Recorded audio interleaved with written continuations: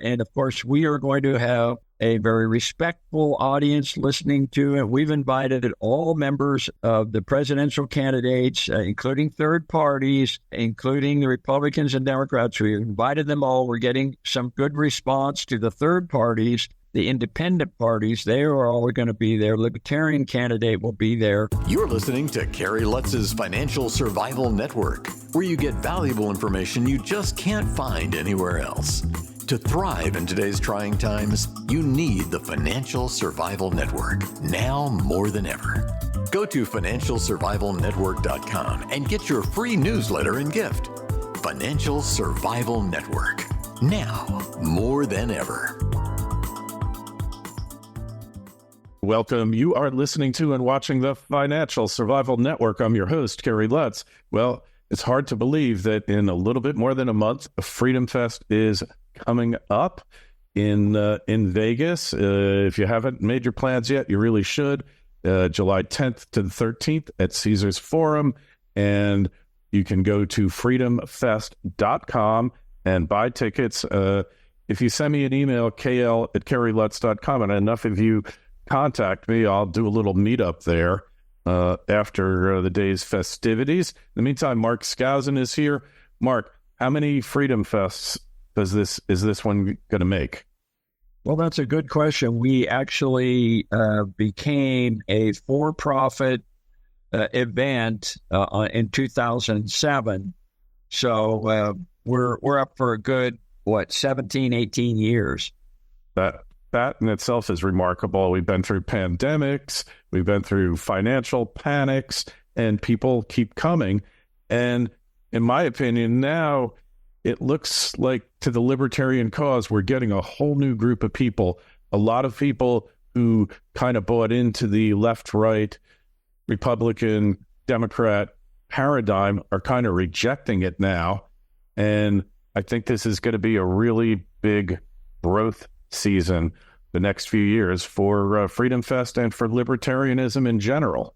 There's a great deal of excitement because not only are we seeing a rejection of the Biden agenda, which has been very authoritarian and use of executive orders and clamp down on all in the name of climate control and all of these kinds of things. I think that the election of Javier Miele is a great sign that people are fed up.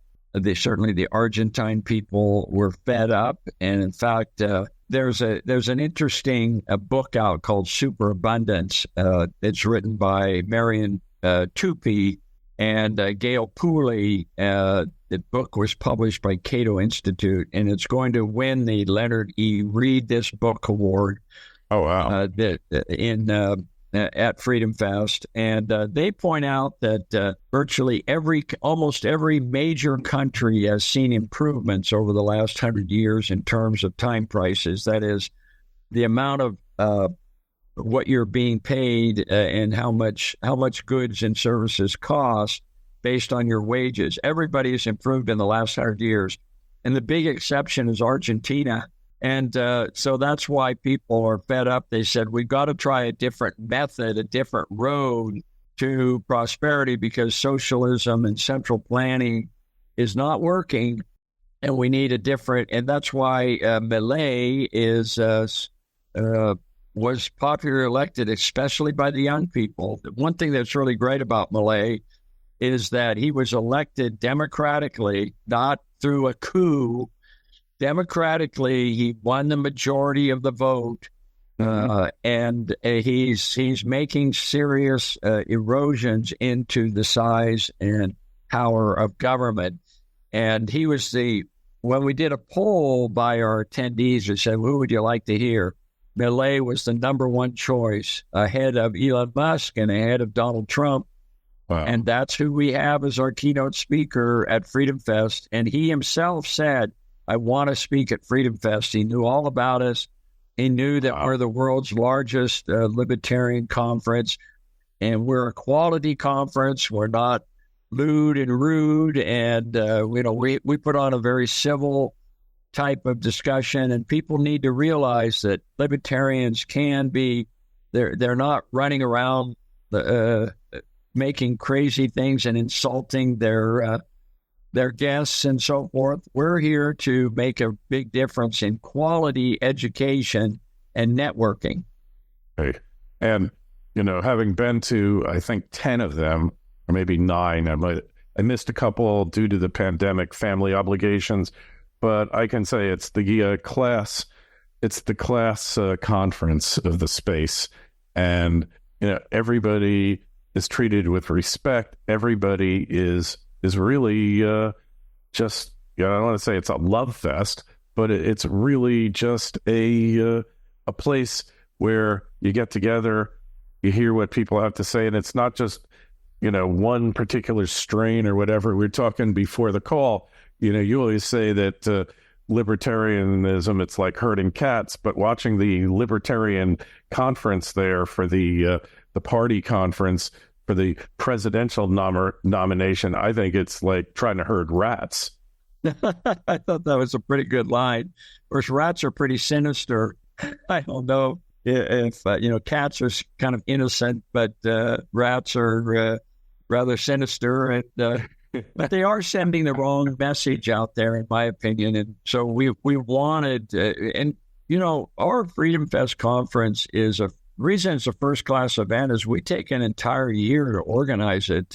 Valerie Durham, our conference director, and all the staff that we have really spend hundreds of hours, if not thousands of hours, making sure we have a great program, that we have lots of debates, that we have celebrities. We make sure we have speakers who just don't appear at other conferences. And you look in the past, we've had William Shatner, we've had George Foreman, we've had Kevin O'Leary of Shark Tank, sure. We've had John Cleese, the comedian. Last year we had Mike Rowe of Dirty Jobs. And these are people who never show up at other events. And so people can expect, and often expect, a unique group of keynote speakers. And we have Miele this year. We also have Steven Pinker, the Harvard professor, who's written Enlightenment Now, he's probably America's #1 public intellectual.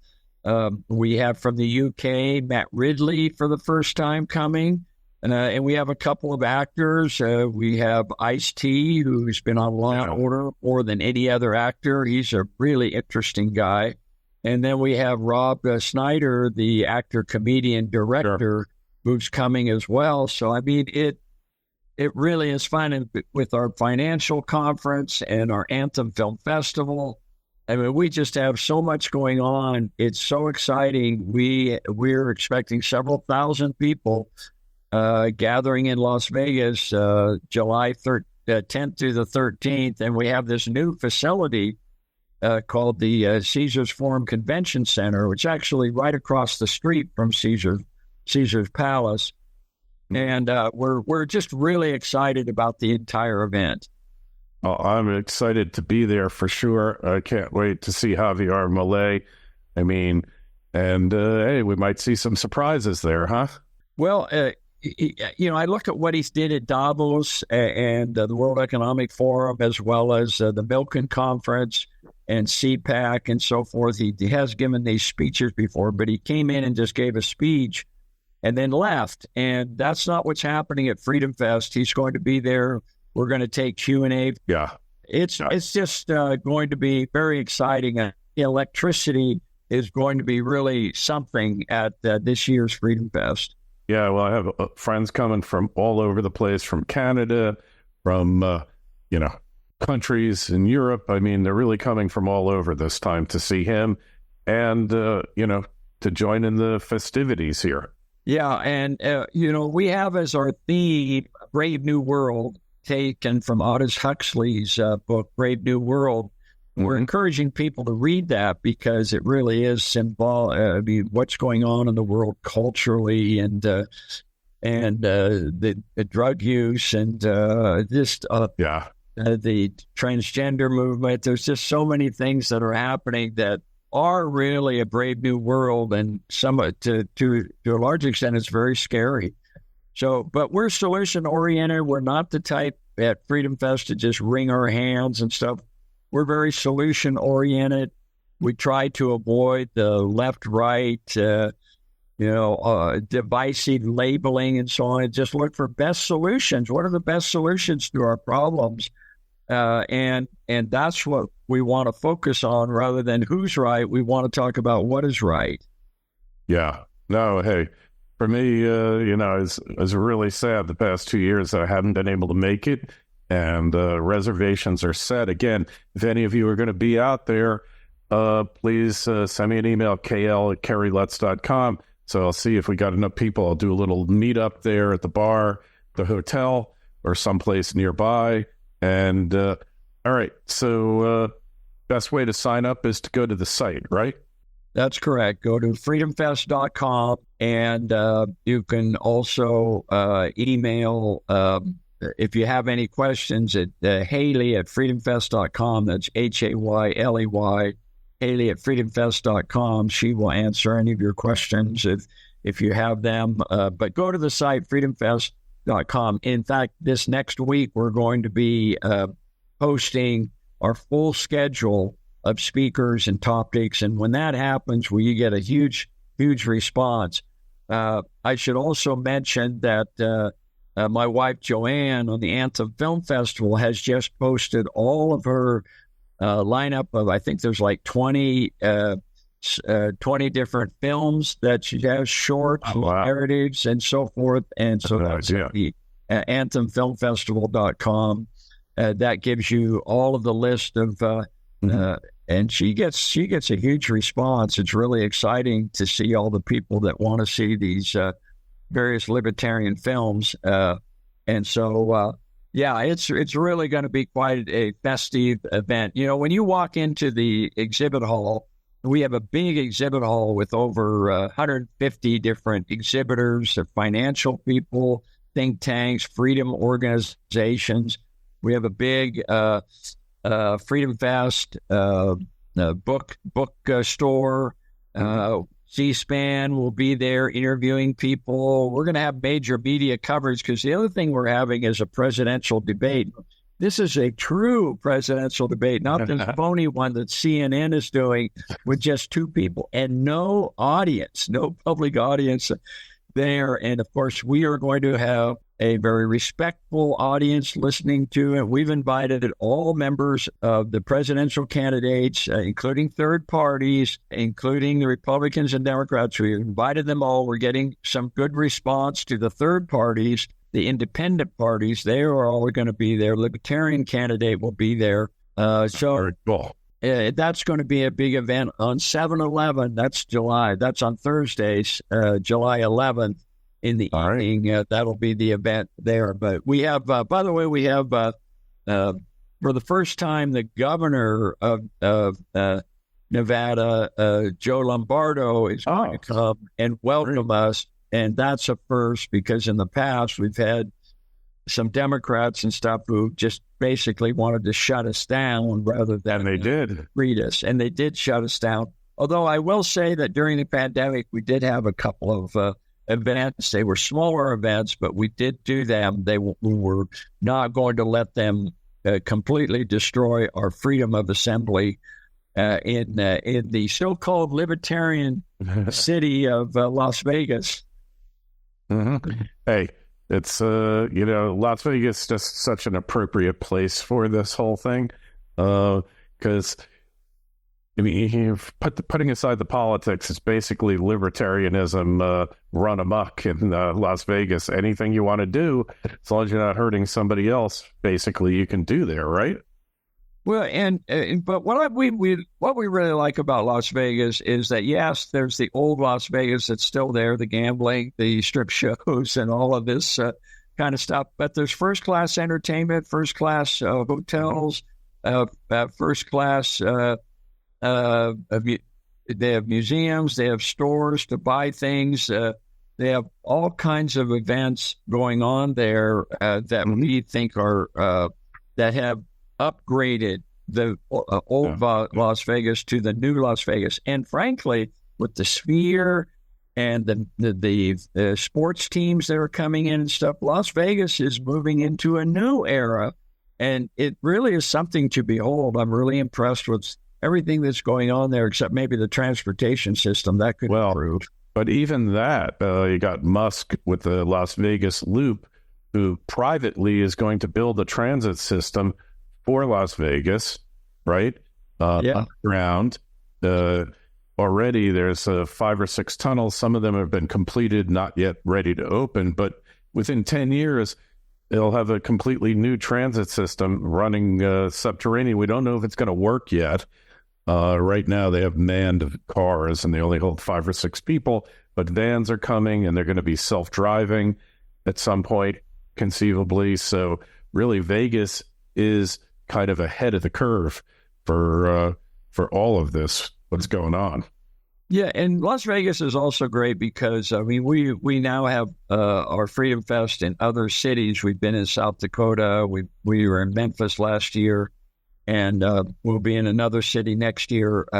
Every other year, we are back in Las Vegas. But Las Vegas, we found, in comparing it to all the other cities, it has the lowest price hotels, lots to choose from. They have evening entertainment that can't be beat, and it's easy. It's relatively inexpensive to get there. All these flights into Las Vegas and so on. But it is filling up, and I urge everybody who's listening to start signing up right now, because it's possible we could sell out this year with Miele coming and some of our other big name speakers. So Tom Woods is coming also. Tom Woods in his famous podcasts and stuff. He hasn't been for a long time, so he's coming in for that. So we have Reason.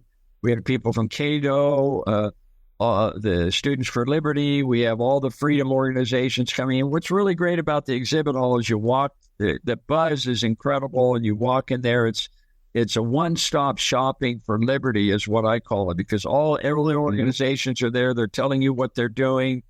This is the place to meet everybody. All right. Well, hey, we can hardly wait. Again, if you haven't signed up, go over to freedomfest.com. The dates are July 10th through the 13th, and you can get your tickets there. Even Ice-T going to be there. I can't imagine, interesting guy. I want to see what he's going to have to say. And, of course, the standard Steve Forbes, been there forever, and so many others. Yeah, John Mackey, by the way, is going to be there, and he has just written a wonderful story, his life story called The Whole Story. And he's going to be there. We're going to have hopefully an autograph session, but the cop books will be there and so forth. So there's going to be a lot of people there. And, of course, Kennedy from Fox News is our MC again. She's wonderful. We've been so pleased with her that she's back for the 3rd or 4th time. Hey, I'd love to see Gutfield there. He sounds like he's really a closet libertarian, Yeah, he is. In fact, he did come 6 or 7 years ago. We had Gutfield when he was just getting started and stuff. So he's another one that we may want to bring back. And he's pretty funny, pretty clever. He's a great way of talking about the news, that's for sure. Hey, one final thing. We're in silly season, election season, and and not to get into the politics, but one of the admin's crowning achievements is ever higher stock prices. Just explain to us from your standpoint as an economist why this is not so wonderful news. Well, the stock market is close to all-time highs, and of course, that's in nominal terms. If you take inflation into account, it's actually just about equal to what it was in 2021, 3 years ago. But it is hitting all-time highs. There's no question about that. I think it's a combination of two factors that haven't been considered. One is gridlock. The negative, really bad stuff, a lot of the bad stuff has been kept from happening because you have a mixed government and you have Republicans running the House. So I think that makes a difference. And also you have to remember that the Trump tax cuts are still in place in large measure, especially the corporate tax rate down to 21%. That has not been reversed. And I think that's been positive for business. And you have to remember the Federal Reserve is also very much involved in trying to reduce the inflation that they started. So you do have a lot of factors that are positive going on there. So I wouldn't just say this is a Biden rally. I don't think that's necessarily the case. All right. But in terms of like deficit spending here, the budget, it's out of control. This thing isn't sustainable, is it? That's correct. And so we are actually, we're going to have a whole financial conference, and our big focus will be on what's the future that's going on. The market has been strong up until now, but with the Fed imposing a very tight money policy after a very loose money policy is going to create a boom-bust cycle. So we have a number of people, including myself, thinking we're entering a period of slowdown, if not actual recession. And so you could have a real bumpy ride here in the stock market as we enter the November elections. Yeah, you don't have to be an Austrian economist to see what this cycle of higher, lower rates, tight money, loose money, what it creates. It's kind of obvious. You just have to go back and look at the chart, and it explains everything, right? Yeah, and we also are going to have some emphasis on the new commodity boom that's happening in gold and silver and uranium and copper and all of these different areas. And it's not a stock market; it's a market of stocks, and there are different sectors that do better than others. So that's what we're going to focus on at the financial conference. And how do you make money when we've entered an era of permanent inflation? We're not ever ending inflation. It's permanently inflationary is our economy since World War II because we went off the gold standard primarily. Yeah. And so between volatility and permanent inflation, how do you manage that? That's what our focus is going to be on at our global financial conference. And just to tie that into the narrative that the government's been pushing, and I use government, that's neutral, nothing political as far as the parties go. But first, inflation was transitory, if you remember. Now they're saying it's sticky. You and I agree it's basically permanent unless there's a major change in the way we do business in this country. Yeah, and the only thing that would get us back to sound money is if we do have a financial crisis, and that forces us to go back to some kind of a gold standard that Steve Forbes and others have been focusing on. So I don't have a lot of faith in what's happening, that we are going to come to some real solutions. But again, what's happening in Argentina can give us hope. So it'll be really interesting to see how that plays out. As a wise man once said, never let a crisis go to waste, right? For sure. All right. Hey, it's been great catching up with you. I will see you in Vegas. FreedomFest.com. Go there. Order your tickets July 10th through 13th. There's tons of cheap hotels available. Just go to Priceline or any of those apps. Priceline, I find, to have the best rates, but you could go to Hotwire, any of them really. You'll see. Yeah, we've also arranged special rates. If you go to freedomfest.com under the hotels, you'll see, I think the Lutz is the cheapest that we have there for us. But right. I'm sorry, the links, not the links. I was thinking your last name. It's the links. Yeah, it's the links. That has the lowest price and so forth. So check that out at freedomfest.com. Great. Hey, Mark, been a pleasure. I've got a question for Mark and myself. Email address kl@kerrylutz.com. If you're going to be at Freedom Fest, please email me. We'll connect on a group chat or something. And the link to Freedom Fest is in the show notes of this interview on financialsurvivalnetwork.com. Please sign up for your free newsletter. Mark, we'll see you in a few weeks. Okay. Thanks, Kerry. Take care. Thanks for listening to Kerry Lutz's Financial Survival Network, your solution to today's trying times. For the latest, go to financialsurvivalnetwork.com. Financial Survival Network, now more than ever.